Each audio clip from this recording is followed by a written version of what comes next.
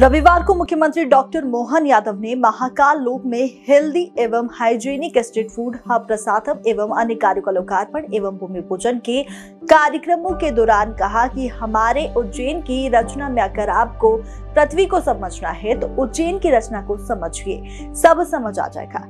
यह 84 महादेव है, सप्त साकर है, काल का केंद्र महाकाल को केंद्र कहा जाने वाला महाकाल मंदिर है।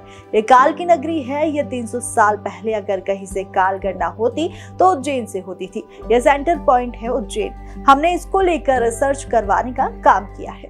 आप ये देखिएगा कि दुनिया में जब किसी का भी कोई बड़ा व्यक्तित्व निखर के आया है, जिसको दुनिया एक तरह से अमरता की श्रेणी में लाती या महानतम श्रेणी में खड़ा करते हैं, उसका कभी न कभी उज्जैन से संबंध आया ही होगा। उज्जैन से संबंध आए बिना व्यक्ति का विराट व्यक्तित्व नहीं होता है। यह गौरवशाली महत्व भी उज्जैन का है।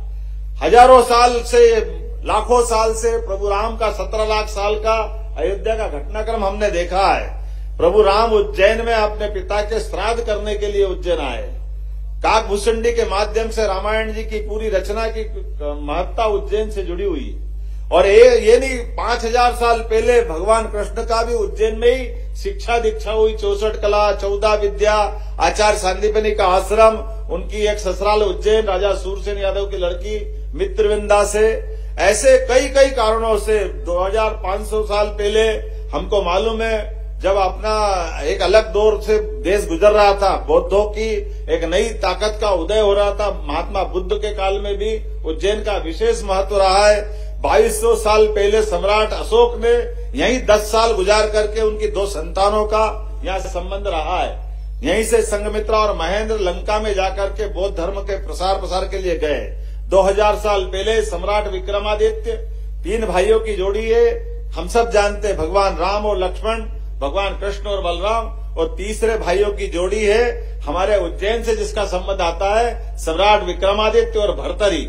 ये तीसरी जोड़ी उज्जैन की, ये गौरव भी उज्जैन को मिला है। और मैं आज के इस अवसर पर बहुत सारी बात कर सकता राजा भोज के जीवन काल में, जिनने एक राजा होते हुए भी कितने प्रकार की विशेषता हो सकती किसी के अंदर, जिसकी आयुर्वेद की दक्षता आज भी उनके आयुर्वेद के लिखे हुए भोजपत्रों के प्रमाण आज उनका अलग प्रकार का व्यक्तित्व लाते हैं। शस्त्र शास्त्र तमाम प्रकार की चीजों में भोज का जो विराट व्यक्तित्व था, राजा भोज की राजधानी भी उज्जैन रहा है।